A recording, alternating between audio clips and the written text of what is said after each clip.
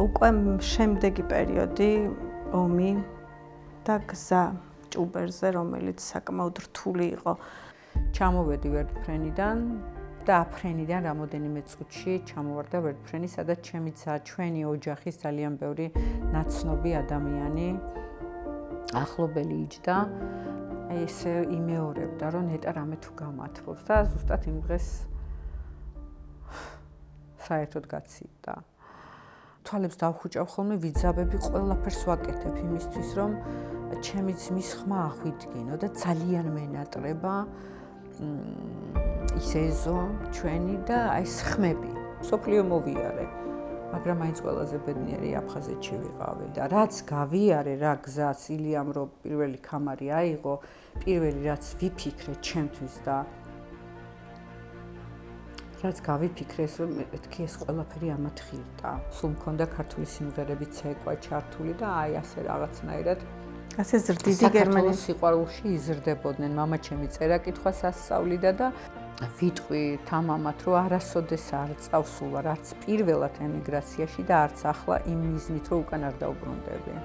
დიდი მადლობა ჩვენს დღევანდელ მასპინძელს, მარან იორას. კიდე დავაგემოვნებთ ღვინოს გაგვიმარჯოს. პირველი გადაცემა შედგა შენი წარმატებებს გისურვებ. მადლობა რომ მომიწვიე, მადლობა რომ ჩემი გჯერა. კარგი რა, სოხუმი.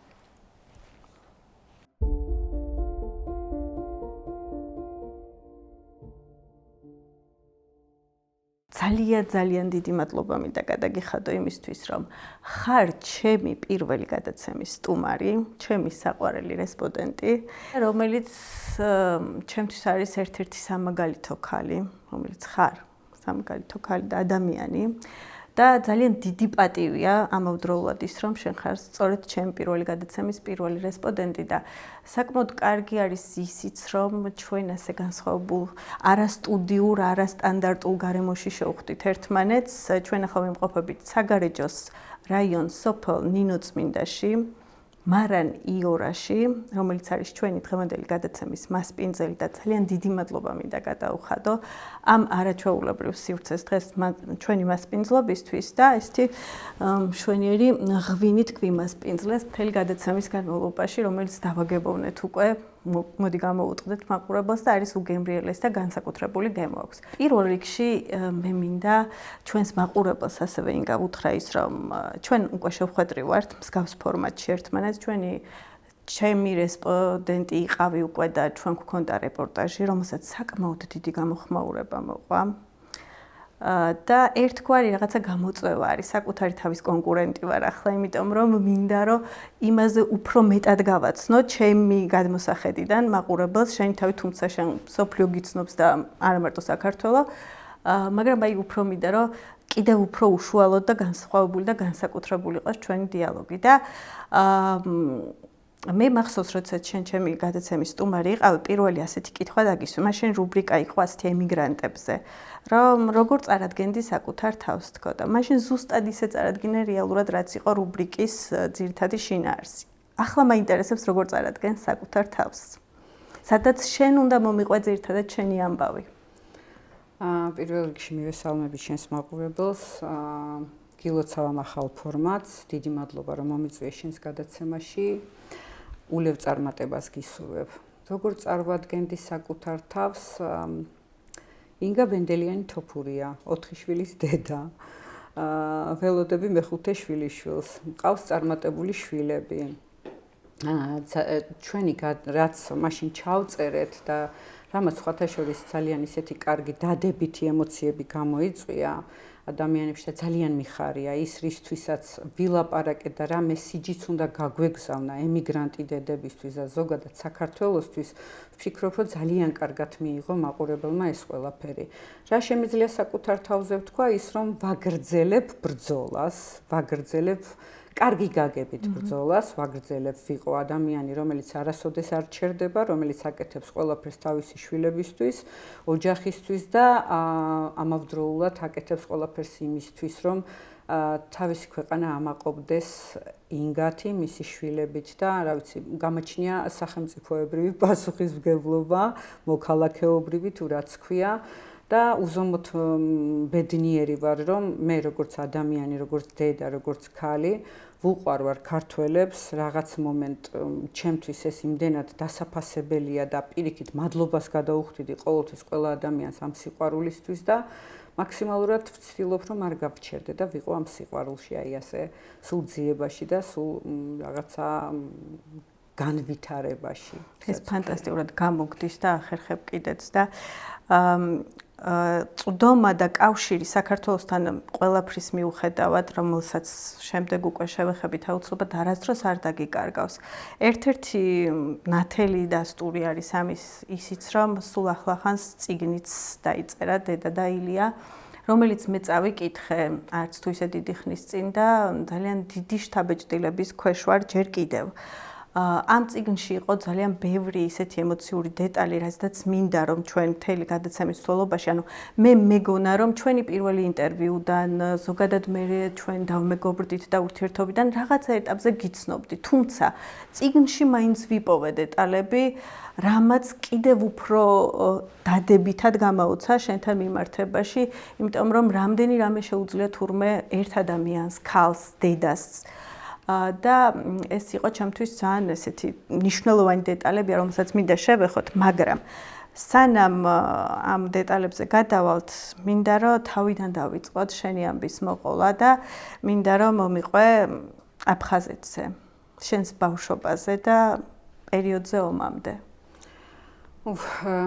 აფხაზეთი, ჩემი ბავშვობა და ის წარსული, რაც იმდენი რამ მოხდა ჩემს ცხოვრებაში აფხაზეთის შემდგომ, რომ ვერაფერმა ვერ გადაფარა, ბევრი სიხარულიც მივიღე ცხოვრებაში და ის კომპენსაცია ჩემი შვილების სახით, აი შვილიშვილები მყავს, მაგრამ თითქოს და ვერაფერმა ვერ გადაფარა ის, რაც აფხაზეთში იყო ჩემს ბავშვობაში და ზოგადად ომამდე. ძალიან კარგ ოჯახში დავიბადე, გავიზარდე. ბევრი ნათესავი მყავდა, ფანტასტიკური ბავშვობა მქონდა, მყავდა ძმა და 92 წლის აგვისტომდე ჩემს ცხოვრებაში იყო ყველაფერი ძალიან კარგად. და აი ეს არის ჩემთვის სოხუმი. ასე დარჩება ყოველთვის, სანამდესაც ცოცხალი ვარ. აი ერთი პატარა ამბავი გაქვს ბავშვობიდან, რომელიც აი სულ გახსენდება, ძალიან განსაკუთრებულ დადებით ემოციასთან არის კავშირში. თუნდაც უმნიშვნელო დეტალი იყოს, მაგრამ აი შენ სულ რაღაცა აფხაზეთში რო გახსენდება ეს დეტალი, ამბავი გახსენდება მასთან კავშირში. ნუ ყოველთვის ყველაფერი ბავშვობა, ჩემი ბავშვობა ზოგადად მაინც მე ვიტყვი, რაც არ უნდა, რამდენი კარგი მომენტიც არ უნდა იყოს ჩემს ცხოვრებაში, მაინც ჩემს ძმასთან ასოცირდება. ყველაფერი მაინც ჩემს ძმამდე მიდის. ჩვენ შორის 2 წელი იყო, ხო და ყველა დეტალი, ყველა მომენტი, ყველა სიხარული არ ვიცი, ჩვენ ისე იმდენად განუყრელები ვიყავით, ვერც წარმომედგინა ჩემი ძმის გარეშე ცხოვრება და ჩემი და რო დაიბადა, მე ვიყავი 14 წლის, ჩემი ძმა იყო 12 წლის. ეს არის ჩემი ბავშვობის რაღაცნაირად დასასრულიც და თითქოს ყველაზე ლამაზი და კარგი ეტაპი ცხოვრების. ანუ ამაზე კარგი მომენტი ცხოვრებაში ალბათ აფხაზეთში რაღაც მომენტ არც მქონია, იმიტომ რომ დაიბადა ჩვენი პატარა და, პატარა სათამაშო და ეს ჩვენი ერთიანი სიხარული იყო, ჩემი და ჩემი ძმის და ეს არის ჩემთვის ძალიან ისეთი დღემდე სამივე ისეთ კავშირში ვარ. ჩემი ძმა აღარ არის ჩვენთან, მაგრამ მაინც სამივე ერთად ვართ სულ. ასე მგონია, რომ ჩემი და 40 წლის არის და მისი დაბადება და ის ყველაფერი მაინც მაბრუნებს იმ მომენტამდე, რომ ჩემი ძმა, ყველა დეტალი, ყველა მომენტი, ყველა სიხარული, ყველაფერს მაინც ჩემ ძმამდე მივყავარ აფხაზეთში რაც იყო. ხო. სხვა ვერაფერს ყველაფერი მინდა რომ ყოველთვის ჩემი ძვით იწყებოდეს და აფხაზეთში ჩემი ძვით მთავრდება. საკმაოდ ადრეულ ასაკში დღევანდელი გადმოსახედიდან ყოველ შემთხვევაში ასია, გათხოვდი, გახდი დედა.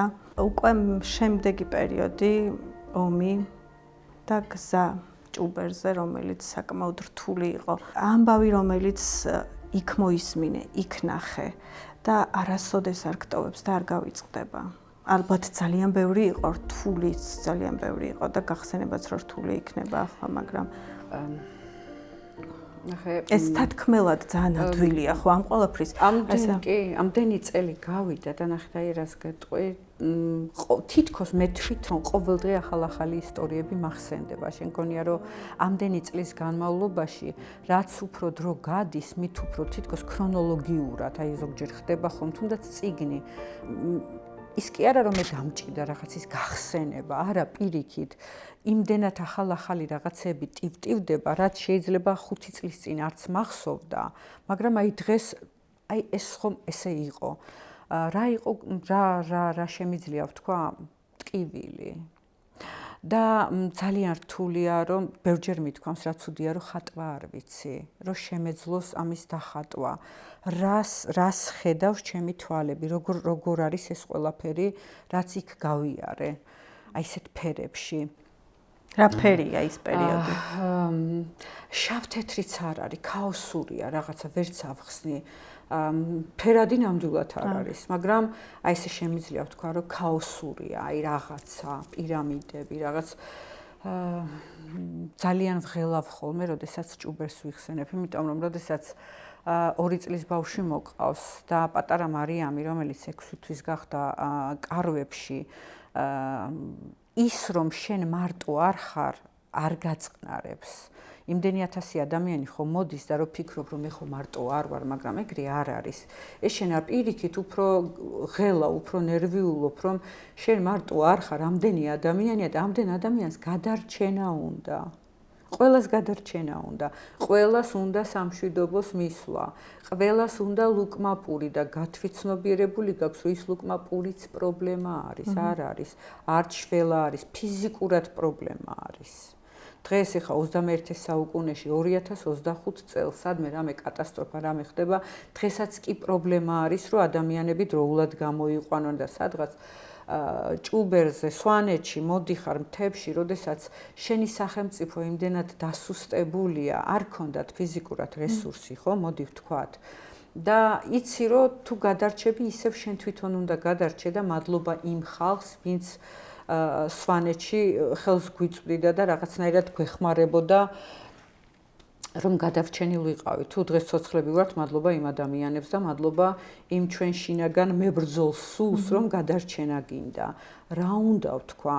ძალიან ბევრი მამაკაცი კვდებოდა გზაში შიმშილისგან, იმიტომ რომ როდესაც ქალები მოდიან ბავშვებიანად ძალიან უჭირდათ კაცებს რომ რაღაცა თუნდაც ის ლუკმა რომელიც შეიძლება ქალმა ან ბავშვმა ჭამოს რომ მიიღოთ ბევრი გარდაცვლილი ადამიანი ზოგს ნერვებმა უღალატა ზოგს ჯანმრთელობამ უღალატა ზოგმა ვერ გაუძლო რაღაცას ყველაფერი ცუდი ანუ რაც შეიძლება დედამიწაზე რომ ვთქვა რომ ნეტა არასოდეს არ განმეორდეს არავის თავს ეს იყო ჩემთვის სვანეთის გზა შიში იყო?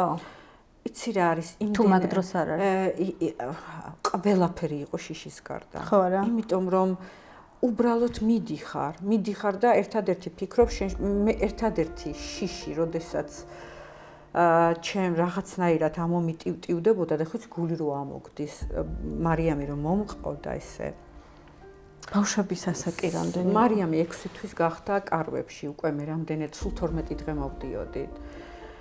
ერთადერთი მეშინოდა რომ მარიამი თუ სუნთქავდა, იმიტომ ზოგჯერ ერთი თლიანი დღე საჭმელს არ ვაჭმევდი, მარტო წყალს თუ დავალევინებდი, ისიც რა ვიცი ზოგს ხან თხა მოყავდა რაღაც, ანუ ვინც ჭუბერი გამოიარა და ვინც ნახავს ამ გადაცემას, დამეთანხმებიან რომ ძალიან რთული იყო 6 თვის ბავშვის, უბრალოდ რომელიც ბოთლიდან იკვებება, რაიმეს მიწოდება, რაც ფიზიკურად არ არსებობდა.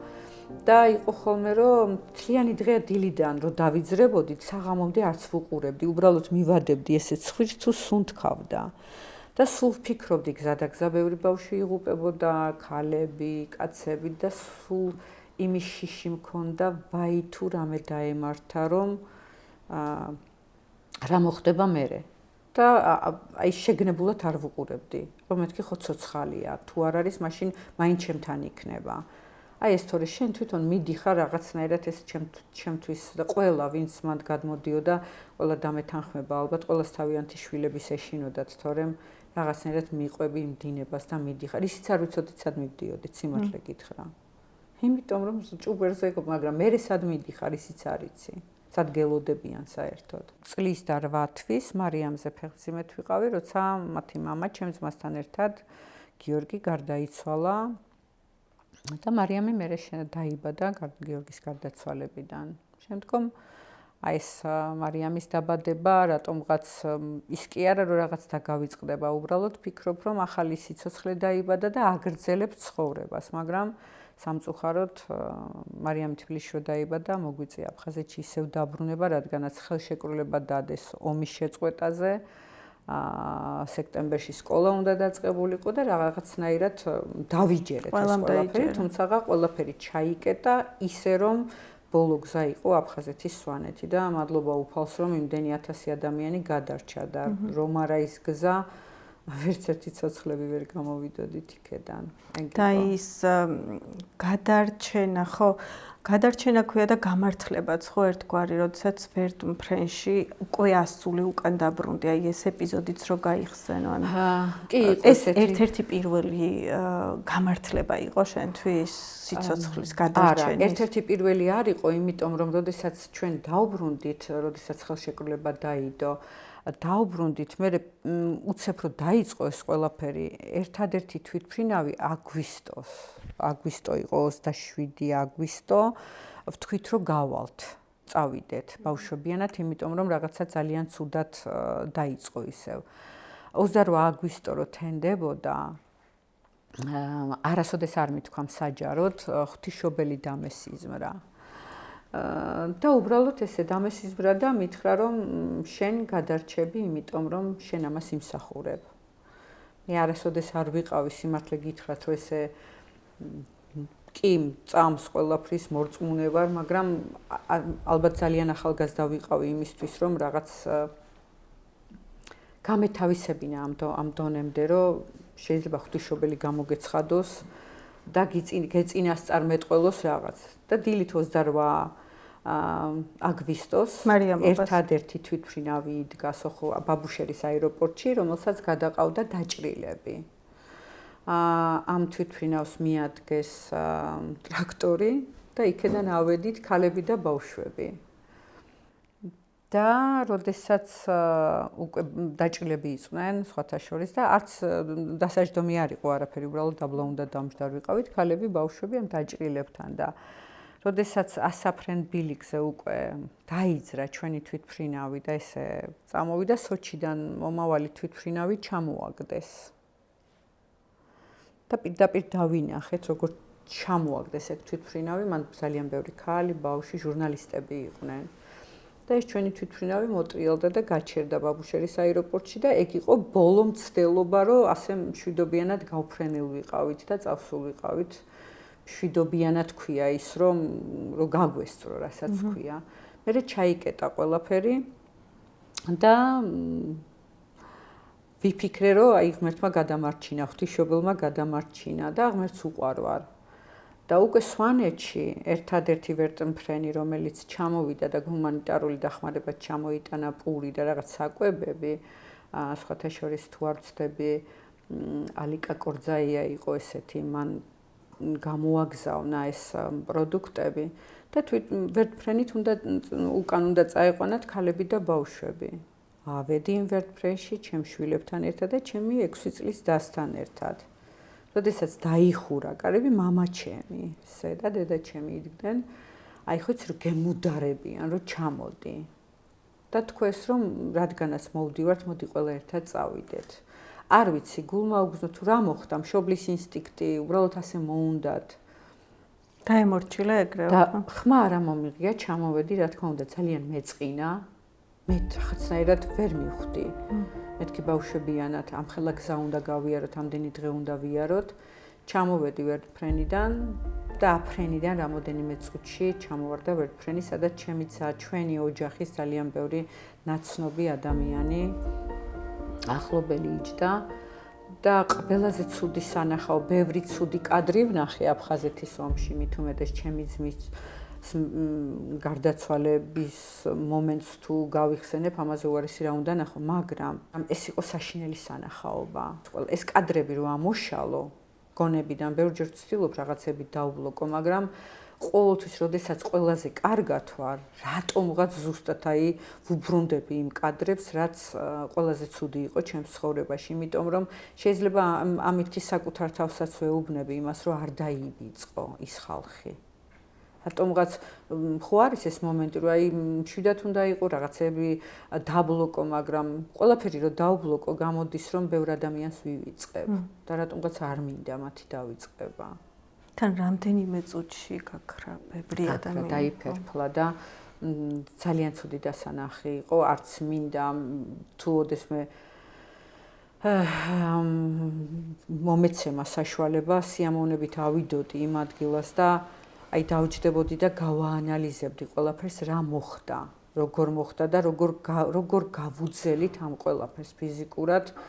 ხო, ფსიქოლოგიურად, თაც რომ ყველაფერი გადახარშო და მე გათენდეს და ისევ ადგე და გზა გააგრძელო, როცა იცი რომ ამდენი ადამიანი ჩაიფერფლა შენს თვალწინ. ძალიან რთულია.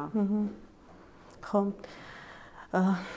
ძიმე თემაა ძალიან ეს და ჩამოხვედი უკვე იყავი სამშვიდობოს. ეცადე რომ თავიდან დაგეწყო ყველაფერი, ხო? ეცადე არა. გააკეთე ამისთვის ყველაფერი და მე რა ხდება? ხო, ჩამოვედით სამშვიდობოს, ჩავედით ქალაქ რუსთავში. ყავს 2 შვილი და ფიქრობ, რომ ცხოვრება გააგრძელო. ჩემი მშობლები, რომლებსაც 19 წლის შვილი გარდაეცვალათ ომში,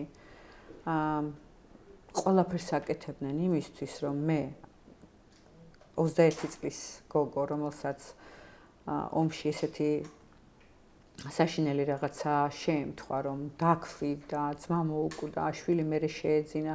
ამ ყველაფერს თავი რო გაართვა, მე კი არა ვინც გინდა იყოს, ძალიან რთულია. დღეს არის ამდენი ფსიქოლოგი, ამდენი რამე ხდება, მაგრამ იმ დროს ხო ყველაფერი არ იყო.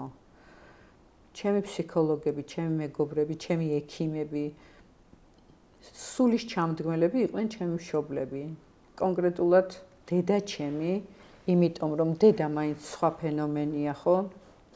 ქალი, რომელიც ძაძებში დადიოდა, გაიხადა, თავისი თავი აიყვანა ხელში, სამსახურში დაიწყო სიარული იმისთვის, რომ რატომღაც სახში დაიჭდა და გამოაცხადა, რომ დასრულდა გლოვა, უნდა დავიწყო ცხოვრების გაგრძელება. დედა ჩემს ეს რო არ გაეკეთებინა, შეიძლება მეც მჯდარ ვიყავი და მეტირა 24 საათი. როდესაც უყურებ, რომ შვილმკვდარი დედა ამას აკეთებს, მე რა არის ჩემი ძმა იყო, შულზე წინ არავინ და არაფერი არ დგას ცხოვრებაში, ხო? როცა ეს დავინახე, რომ დედა ჩემი ამას აკეთებს, ჩემ გამო, რომ მე გადავრჩე, რატომღაც გავაგრძელო ცხოვრება, თან ჩემი დაც პატარა იყო და იმ ბავშვსაც ხო ჭირდებოდა, რომ ჯანსაღ გარემოში გაზრდილიყო. აქედან გამომდინარე, უფლებაც არ მქონდა, რომ რაღაცნაირად სასოწარკვეთილებას მივცემოდი და დეპრესიაში ჩავარდნილიყავით. გამოჩნდა ჩემს ცხოვრებაში ისეთი სიტუაცია, რომ გამოჩნდა ადამიანი, რომელმაც ადამიანობა გამოიჩინა. მე ასე ვეძახი ამ ყველაფერს, ანუ არის რაღაცა სიყვარული, ურთიერთობა, გრძნობები, მაგრამ ყველაფერი მოდის ადამიანობიდან. გამოიჩინა ადამიანობა იმ ურთიერთობაში, იმ გაცნობის პირველი წუთიდან და დამარწმუნა იმაში, რომ უნდა დავიწყო ყველაფერი თავიდან და უნდა გავაგრძელო ცხოვრება ჩემი შვილების გამო. და ყველაფერი გამოვიდა, რასაც ქვია, რა ვიცი, 30 წელია ვცხოვრობთ და მოვდივართ ასე 4 ფანტასტიურ შვილთან ერთად. გიწევს ემიგრაცია. როდესაც ეს აზრი მოვიდა და როდესაც ამის საჭიროება დაგიდგათ, როგორი იყო? ეს იყო ის პერიოდი, როდესაც მასიურად შემოვიდა საქართველოში ეს მომენტი, რომ ხალხი გადიოდა. და მოვიდა ჩემამდეც როგორღაც ის ამბავი, რომ შესაძლებელი იყო, რომ იქიდან გამომდინარე, რომ მე ვიყავი ჩემს საკუთარ ქვეყანაში იძულებით გადაადგილებული პირი და გადავწყვიტეთ, რომ წავსულიყავით ბევრი მიზეზის გამო. და ეს იყო ის პერიოდი, როდესაც ბევრი პრობლემა იყო საქართველოში და ჩემთვის რთული იქნებოდა რატომღაც ამ სიტუაციიდან ფსიქოლოგიურად რომ გამოვსულიყავი, რაღაც ძალიან ახლოს იყო ყველაფერი. ახლოს იყო მტკივილი, ახლოს იყო ის ენგურის ხიდი, ახლოს იყო ის ყველა და ყველაფერი იყო ახლოს, რაც ტკივილთან ასოცირდებოდა და ცოტა ხანი უნდა გავრიდებოდი ამ ყველაფერს. რა თქმა უნდა, რთულია ემიგრაცია, იქ წასვლა, სადაც არავინ არ გელოდება და ორი სიტყვაც კი არ იცი. ენა, ქვეყანა, სადაც მიდიხარ, ვერ ლაპარაკობ იმ ენაზე, მაგრამ მიზანი გაქვს დასახული. ვიტყვი თამამად, რომ არასოდეს არ წავსულ ვარ არც პირველად ემიგრაციაში და არც ახლა იმ მიზნით, რომ უკან არ დავბრუნდები. ის კოდივით მქონდა ჩადებული, რომ წავედით, მაგრამ რაღაც მომენტ დავბრუნდებით ჩვენს ქვეყანაში და ყველაფერი კარგად იქნება. ამიტომაც დაბრუნდით. მე ისევ ემიგრაცია მოყვა ამას და გერმანია იყო პირველი ქვეყანა, მე უკვე ესპანეთი, ხო? კი, ეს გერმანიაში მე ილია დაიბადა 97 წელს, დაუბრუნდით უკვე 7 და 8 წლისები იყვნენ ბიჭები, გოგოები უფრო დიდები, რა თქმა უნდა, ჩამოვფრინდით 2003 წლის ოქტომბერში საქართველოში. 7 წლის მანძილზე ილია და ალექსანდრე არასდროს არ ჩამოსულან და სულ ეხლა მასალა გვაქვს ყველაფერი აბსოლუტურად, რომ ყოველი მათი დილა, როდესაც ბაღში მიდიოდნენ, იცმებდნენ, რომ სულ მქონდა ქართული სიმღერები ცეკვა ჩართული და აი ასე რაღაცნაირად ასე ზრდიდი გერმანიის სიყვარულში იზრდებოდნენ. მამაჩემი წერა-კითხვას ასწავლიდა და სულ საქართველო და პირველად 2003 წელს ჩამოფრინდნენ საქართველოში. ჩამოხვედით რამდენი ხანი იყავით საქართველოში?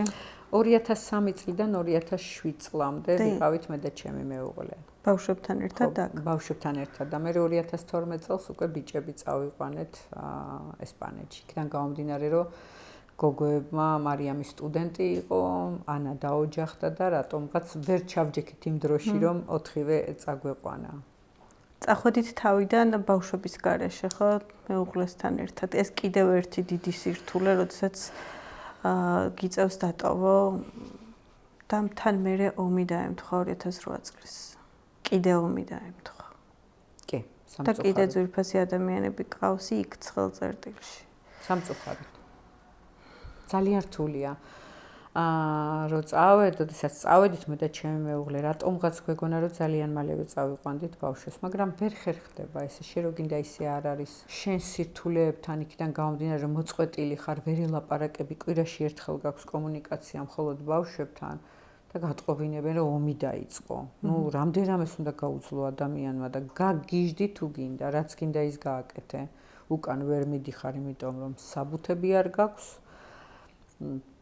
შვილებს ვერ ჩამოიყვან და ვფიქრობ ერთადერთი იმას, რომ მეთქი წითელ ჯვარს მივაკითხო, სად წავიდე, საელჩოში წავიდე, იკივლე რამდენიც გინდა. არ არის შენი დამხმარე არავინ. ერთადერთი ყველა გეუბნება, რომ რაღაცა მალე დამთავრდება.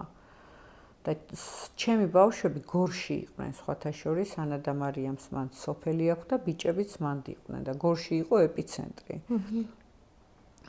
და მაგიტომაც უფრო მეტი ის ჩამერთო, რასაც ქვია, მქონდა იმის მიზეზი, რომ უფრო მეტად მენერვიულა, იმიტომ რომ მეთქი, ვაი, საერთოდ ჩაიკეტოს ყველაფერი. მაგრამ ღვთისწყალობით გადავრჩით, რასაც ქვია და სამწუხაროდ ძალიან ცუდი იყო აგვისტოს ომი, მაგრამ საბედნიეროდ მალე დასრულდა, მიუხედავად ამდენი მსხვერპლისა და მადლობა იმ ბიჭებს, ვინც თავი შესწირა აგვისტოს ომს 2008 წელს. რამდენიც გინდა იმდენი ეცადო, ომს ვერასოდეს ვერ გაუშვებ. სხვასთან რა ხდება მე არ ვიცი, მაგრამ ბევრი ვეცადე და ვერ გაუშვი, არ მიდის ჩემგან, იმიტომ რომ რამდენიც არ უნდა ვიტრიალო, სუფრა არის, ადღეგრძელო არის, ლოცვა არის, თუ რაც ხდება, ყოველთვის მივდივარ მაინც იმ გარდაცვლილ ადამიანებთან, რომლებიც ომში დაიღუპნენ და როგორ შემიძლია ჩემგან ეს გაუშვა. ყოფილა დღე როცა არ გაგხსენები აფხაზეთი? არა. არანაირად არ არსებობს ეგეთი დღე ჩემს ცხოვრებაში. ეს იმას ნიშნავს, რომ მე გათენდა და ჩემ ძმაზე არ ვილოცე, ან არ გამახსენდა ჩემი ძმა, ან ძილის წინა არ თქვი რამე ჩემ ძმაზე და იქ სადაც ჩემი ძმა არის, იქ აფხაზეთია. არ არსებობს ეგეთი რამე. ჩემ ცხოვრებაში არ არსებობს. არც იქნება არას, რაც არ უნდა მოხდეს. ჩემი ყოველი დღე ან იწყება, ან თავდება აფხაზეთით, იმიტომ რომ თუ ჩემ ძმას არ გავიხსენებ, ესე იგი ფიზიკურად ცოცხალი არ ვარ. აი რა არის, რაც ყველაზე მეტად გენატრება? ამას წინათ ფიქრობდი, რომ ეხლა ხო ყველაფერი არის ტელეფონით ჩაიწერ ყველაფერს და რაც დრო გადის ჩემი ძმის ხმა მავიწყდება. არის დღეები რომ გამახსენდება, არის დღეები რომ საერთოდ მავიწყდება და ვფიქრობ რომ აი ძალიან თვალებს დავხუჭავ ხოლმე ვიძაბები ყველაფერს ვაკეთებ იმისთვის რომ ჩემი ძმის ხმა აღვიდგინო და ძალიან მენატრება ის ეზო ჩვენი და აი ხმები ჩემი ბიძაშვილების, ბიძაჩემის, ჩემი იმ ნათესავების, იმ ხალხის, ვინც ფიზიკურ უკვე ცოცხლები აღარ არიან და ზოგი ომს შეეწირა, ზოგი ომის შემდგომ გარდაიცვალა და ძალიან მენატრება ის ხმები. აი ეს ჟრიამული ეზოში, ის სიცილი და თან მინდა გავიხსენო ყველას ხმა, რომელიც სამწუხაროდ ნელ-ნელა რატომღაც მავიწყდება. ეხლა რომ მოვდიოდით გზაში გკითხე რომ აი ეხლა მზად ხარ თქო ნებისმიერ დროს მზად იქნები თუ არა იმისთვის რომ დაბრუნდე აფხაზეთში თქო თუნდაც უბრალოდ რომ ჩახვიდე და შემთხარი კი მე ვგრძნობ შენთვის რამდენად ემოციურად მძიმეა მაგრამ ანუ ნებისმიერ დროს ხარ ამისთვის მზად რომ იმ ადგილას დაბრუნდე აბსოლუტურად ნახე ეს ჭრილობები რომელიც არასდროს არ მოშუშებულა და ვერც მოშუშდება ხო ანუ მაინც შეეხო ამას ხო რა ძალა არის ეს ან რა გრძნობა ან რა არის ეს საერთოდ იცი რა არის უპირველეს ყოვლისა პასუხისმგებლობა ჩემი ძმა გარდაიცვალა და დასაფლავებულია მის საფლავიც დაკარგულია როგორც ასეთი რა უნდა მოხდეს ისეთი რომ 1% შანსი რო იყოს იქ რო წავიდე და უარი ვთქვა რომ პასუხისმგებლობა არ გამაჩნდეს ჩემი ძმის წინაშე რომ არ მინდოდეს იქ დაბრუნება. ან ჩემი მშობლები, რომლებიც მთელი ცხოვრება ოცნებობენ, რომ ჩემი ძმის საფლავი მოიძებნოს, ან თუნდაც იმ წარსულის პატივისცემის, იმ კარგი დღეების, ცუდი დღეების ადამიანური მოქალაქეობრივი პასუხი, ძალიან დიდი პასუხისმგებლობა ყველა გაგებით. როგორ შეიძლება არ მინდოდეს, ან როგორ შეიძლება არ მიყვარდეს და არ მენატრებოდეს ის ადგილი და მზად არ ვიყო დაუბრუნდე იმ კუთხეს, სადაც ყველაზე ბედნიერი მსოფლიო მოვიარე. მაგრამ მაინც ყველაზე ბედნიერი აფხაზეთში ვიყავი. ეხლა რადგან სოხუმზე და აფხაზეთზე ვლაპარაკობთ, მე მაქვს შენთვის პატარა საჩუქარი, რომელიც შენთან გამომატანა. ესეთი არაჩვეულებრივი ქართული ბრენდია კირკე და აწარმოებს სხვადასხვა სახის აქსესუარებს. ატარი შენი ამბავი, ასე ქვია, ასეთი არის ამ ბრენდის სლოგანი და აქ არის შენი პატარა ამბავი და მე ვიცი რომ ეს აქსესუარი ძალიან გიყვარს თან და მინდა რომ ხა ნახო და გახსნა ნუტირი ხარ ჯერ. ძალიან ემოციური გავხდი, არ ვიცი რის გამო. ასაკის გამო, მონატრების გამო, რის გამო, მაგრამ ძალიან ემოციური. ხო ძალიან მიყვარს, მე ხო სულ ამები დავიარე. კარგი რა, სოხუმი. ძალიან დიდი მადლობა. უღრმესი მადლობა. აი ესე მექნება სულ გულთან ახლოს. მადლობა, აი ამას ასე დავდებ სიმბოლურად. მადლობა. პირიქით, შენ მადლობა ყველაფრისთვის საერთოდ, ყველა ემოციისთვის. ეხლა მინდა მომიყვებ შვილებზე. 4-ვეზე. ყველაზე მთავარი რა ასწავლე შენს შვილებს? რა გგონია, როგორ გგონია? მე ვფიქრობ ყველაზე მთავარი რაც ზოგადად დედამ, ოჯახმა, მამამ, ამას არ აქვს მნიშვნელობა, არ ვიქნები ესე მიკერძოვებული. რაც ჩემმა შვილებმა ოჯახში ისწავლეს, ეს არის ერთიანობა. აუცილებლად ერთმანეთის გატანა. თუ ერთმანეთს არ გაიტან, არც სამშობლო გიყვარს და საერთოდ ვერავის ვერ შეიყვარებ, ხო, ლოგიკურია. აქედან გამომდინარე, ალბათ ყველაზე მეტად რაც ისწავლეს და რაც ყველა სხვადასხვანაირი ხასიათი აქვს, ხო, ყველა ერთნაირი ვერ იქნება. ამიტომ ერთიანობა, ერთმანეთის სიყვარული, გატანა, პასუხისმგებლობა. აი ეს ისწავლეს, ყველას აქვს ერთნაირად დიდი დოზით 4-ვეს, აი ეს რა ვიცი, მე მგონი ყველაზე ღირებული არის ცხოვრებაში, რაზეც უბრალოდ ადამიანმა ააგოს ურთიერთობები და ყველაფერი. ერთი ადამიანისთვის წეღანაც საუბრობდით, ძალიან სწრაფად განვითარდა შენს ცხოვრებაში რაღაც გარკვეული მნიშვნელოვანი ეპიზოდები და ერთი ადამიანისთვის თითქოს ზედმეტად ბევრიც კი არის, იმდენი ემოციის მიღება, იმდენი ტკივილის მიღება, იმდენი დარდის, იმდენი სიხარულის, სიახლის, ამ ყველაფერს რო იტევ, ამას როგორ ახერხებ და როგორ გგონია, რატო გერგო ესეთი არამოსაწყენი, მაგრამ თან ძალიან საინტერესო ცხოვრება და თან ძალიან ემოციურიც. ჩემ შემთხვევაში ძალიან დიდი დოზით გამოვიდა რაღაცა განსაცდელები. მე ამას ვეძახი განსაცდელს, იმიტომ რომ თუ ჩაუღრმავდები რადონის მძიმე ტკივილი და ტრაგედიები და რაღაცები მერგო ცხოვრებაში, მაშინ ალბათ მეც გამიჭირდება თავი ხელში ავიყვანო, მაგრამ თუ იმას ჩაუღრმავდები, რომ ეს უბრალოდ განსაცდელი იყო ეს მძიმე პერიოდები და თავი გავართვი, რასაც ქვია ცხოვრებას, ისე როგორც შევძელი. არ ვიცი როგორ შევძელი, ვინ როგორ უყურებს, მაგრამ მე ვფიქრობ, რომ რაღაცნაირად შევძელი, რომ ვიყო ძლიერი, იმიტომ რომ ნახე, შენ უნდა გინდოდეს, რომ გადარჩე. ყველაფერი ჩემთვის იწყება და მთავრდება ჩემი შვილებით. მეც რაღაცებს ვეძებ იმისთვის, რომ არ გავჩერდე, არ მოვდუნდე და მოსაწყენი ცხოვრება არ მქონდეს ამ ყველაფერთან ერთად. ტყუილად ხო არ გავიარე ეს გზა.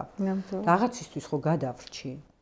ამიტომ რაღაცისთვის ზედმეტად თავმდაბალი ხო არ. შენ იმისთვის გადარჩი, რომ თუნდაც აი მოდი ხა მაშინ მივიდეთ ამ თემაზე. აი რას ნიშნავს ის, რომ სოფლიო ვარსკვლავის დედა ხარ? ანუ პასუხისმგებლობაც არის ალბათ ხო ეს ერთგვარი და ამისთვის რამდენად იყავი მზად? ალბათ პროცესში უკვე ხვდებოდი რომ რაღაცა მიზნები გქონდათ და მაგრამ აი ეხლა ამ მოცემულობაში ფაქტის წინაშე როდესაც ვართ ეს რას ნიშნავს დედისთვის? უპირველეს ყოვლისა ვიტყვი რომ ვარ ძალიან ამაყი და მადლობელი ჩემი შვილების, ზოგადად 4-ვესი.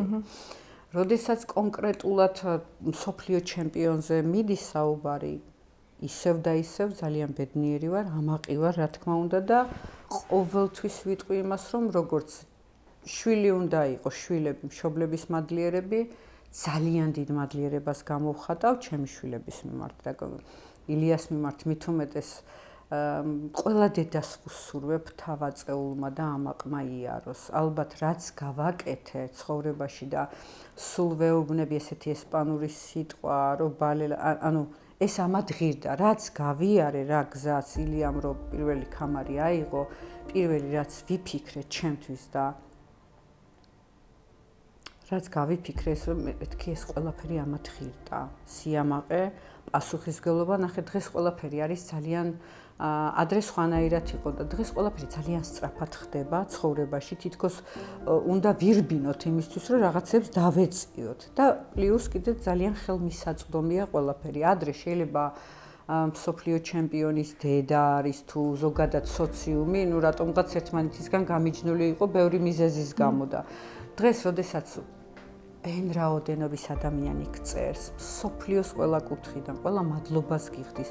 ერთხელ არ მქონია ისეთი მესიჯი, რომ ვინმეს რაღაცა ისეთი ეთქვა, მოეწერა, რომ გული დამწყვეტოდა. და დღევანდელ რეალობაში ეს არის ძალიან იშვიათი. ძალიან იშვიათი და კონკრეტულად ყველას რო უყვარდე, ანუ აი და არ ჩემ თავზე არაფერს ვიტყვი, მაგრამ მე ვამბობ იმას, რასაც ხალხი წერს, ხო შეიძლება ეს ჩემ ქართველებს უყვარვარ, დიდი მადლობა და დაუშვათ თქვი, რომ ქართველი ვარ და მაგიტომ, მაგრამ არა, არ შეიძლება ბოლივიელს, არგენტინელს, უკრაინელს, ყველა ეროვნების ადამიანს ერთნაირად უყვარდე და ყველაზე ძალიან ის მახარებს, რომ 21 საუკუნეში დღეს, როდესაც ბევრი რაღაცა უკვე რაღაცნაირად გაუფასიურდა, მაინც ხალხი მწერს იმას, რომ აი ყოჩაღ, ესე იგი სადღაც მაინც დედა, აი დედის იმიტომ კი არა რომ მე მინდა რომ მე სადღაც ზემოთ ვიდგე, არა, უბრალოდ მიხარია რომ ადამიანები პატივს ცემენ დედას, იმიტომ რომ მაინც ოჯახია ბევრი რაღაცა, მშობელი ბევრს ნიშნავს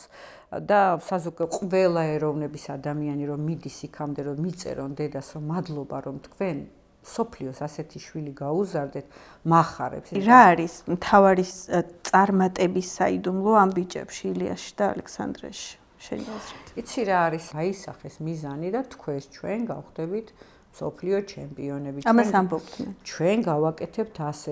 ამას ამბობდნენ, იმიტომ რომ როდესაც თქვენს რომ ჩვენ არ გვინდა იმდენი წელი ვისწავლოთ, რომ მე უნივერსიტეტში გადავიდეთ, იქიდან გამომდინარე, რომ ფიზიკურად რო არ გვეყოფა სავარჯიშოდ და თქვენს რომ ჩვენ ყველაფერს გავაკეთებთ, მაქსიმუმს ჩავდებთ ამაში, გააკეთეს კიდევაც. რაც არ უნდა მინდოდეს მე, რაც არ უნდა უნდოდეს ჩემს მეუღლეს და რამდენიც არ უნდა ვილოცო თუ როგორც არის, რომ თუ თვითონ არ ილოცებს თავის თავზე და არ მოუნდება და მიზანს არ დაისახავს, პასუხისმგებლობა არ ექნება და დისციპლინირებული არ იქნება, ვერასოდეს ადამიანი ვერაფერს ვერ მიაღწევს. თავი საიდუმლო სწორედაც ამაშია. დისციპლინა, პასუხისმგებლობა და უნდა გიყვარდეს ის, რასაც აკეთებ და თუ არ გინდა, რა ვიცი, და დაიჯერო საკუთარი თავის დაწარმოებულად, აუცილებლად. არის რამე რასაც ნანობ? ყოველთვის ვიტყვი, სადაც არ უნდა ვიყო, რომ სამწუხაროდ ჩემს ქვეყანაში ისე იყო სიტუაცია, რომ მე მომიწია ემიგრაციაში წასვლა. მე ძალიან მიყვარს ჩემი ქვეყანა, ძალიან მიყვარს საქართველო. დღესაც თითქმის 30 წლის შემდეგ მზად ვარ დავუბრუნდე და აქ ვიცხოვრო, სულ ამას ვამბობ და მტკივა გული და ჩემი ქვეყანა მინდა დაალაგდეს ისე, რომ მე არ ვინანო ყოველ წასვლაზე, როდესაც მოვდივარ და უკან ბრუნდები, იმიტომ რომ ეს ჩემი სამშობლოა, მაგრამ ჩემი სახლი იქ არის. მე მინდა რომ ჩემი სამშობლოს და ჩემი სახლიც აქ იყოს. იცი რა, ამ ქვეყანამ ძალიან რთული ეტაპები გამოგატარა ადრეული ასაკიდან. ძალიან ბევრი რაღაც გეტკინა, დაკარგეს საკუთარი საყვარელი ადამიანები და ბრაზი ან გულისწყვეტა ან რაღაც სინანული თვითონ ქვეყნის მიმართ ქონია? არა, ვერ მექნებოდა ერთი მარტივი მიზეზის გამო, იმიტომ რომ ზუსტად ვიცი, რომ ჩემ ქვეყანას ყავს მტერი.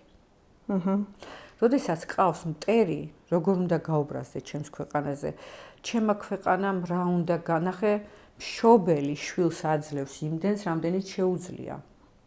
მერე შვილმა უნდა გაართვას თავი, რომ გაიზარდოს ცხოვრებაში და ადამიანად ჩამოყალიბდეს და ისე იცხოვროს, როგორც თვითონ უნდა. ისე რომ შეცდომა არ დაუშვას და მშობელს წყალში არ ჩაუყაროს რაღაც. ზუსტად ესეა. ჩემმა ქვეყანამ ის საცოდავი 90-იანები, მიუხედავად იმისა, შიდა მტრებიც ბევრი არსებობდა, არა მხოლოდ შემოსულები. რა უნდა მომცეს და რა უნდა გაეკეთებინა ჩემთვის, ვერ გავბრაზდები. შეიძლება გული მტკივა სასტიკად. ის რომ მე ეს არ უნდა მომსლოდა, მე ეს გზა არ უნდა გამომე. ჩემი ქვეყანა ისეთი ძლიერი უნდა ყოფილიყო, რომ აი ეს თუ გითქვამს დეტალ დავბადებული. არასოდეს ღმერთმა დამიფაროს. არასოდეს არ ვიტყვი. მიუხედავად იმ ტკივილისა, რაც გამოვიარე, მიუხედავად ყველაფრისა, მადლობა ღმერთს, რომ მე და შენ ახლა ქართულად ვლაპარაკობ და მე ვარ ქართველი და დავიბადე ზუსტად ამ ქვეყანაში. დავიბადე ზუსტად იმ ქალაქში, სადაც დავიბადე, მიუხედავად იმისა, მხოლოდ 21 წელი ყოფილა ჩემთვის ეს ფუფუნება, რომ 64-ში დავიბადე. არასოდეს არ ვინანებ, ღმერთმა დამიფაროს. პირიქით.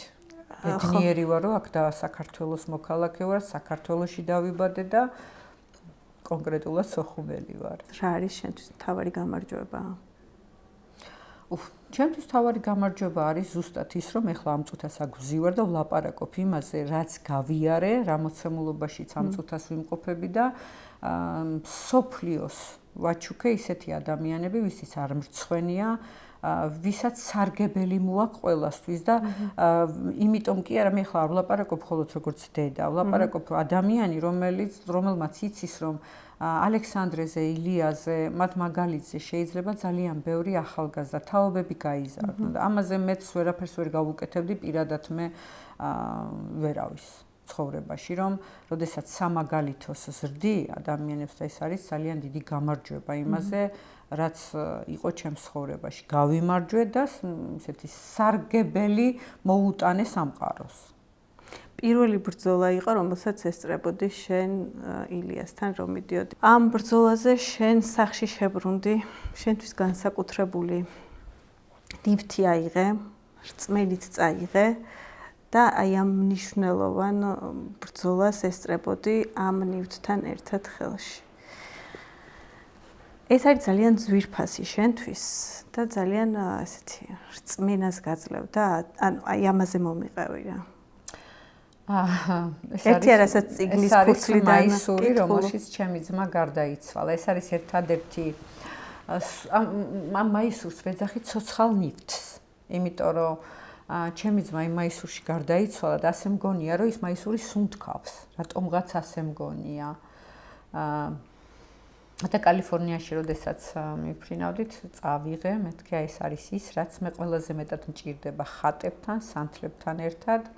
მიმქონდა ჩემი ძმის მაისური და აი ყველაზე მეტად, როდესაც რაღაც ისეთი მომენტი იყო წონის ჩაბარება, ბრძოლის წინადღე, ბრძოლის დღე, აი რომ გახარდა, როგორც ხატები გააქვს, სანთლები გააქვს დანთებული და ლოცულობ, აი ესე ლოცულობდი ჩახუტებული და ველაპარაკები ხოლმე ჩემ ძმას, რომ ეხლა შენ ვიცი რომ ჩემთან ხარ, აუცილებლად მჭირდება შენი თანადგომა, შენი დახმარება და მართლა ვგრძნობ, აი ეს მაისური ჩემთვის არის ყველაფერი და ყოველთვის თან დამაქვს, სადაც დავდივარ, როდესაც ყველაზე მეტად მჭირდება, რომ ჩემი ძმა გვერდში მყავდეს.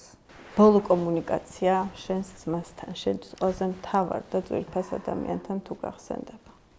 კი, ეს იყო 5 დეკემბერი, დილა. ჩემმა ძმამ მითხრა, რომ წყალი დამისხი თავი უნდა დავიბანო და არასოდეს არ დამავიწყდება, გაზციოდა გარეთ.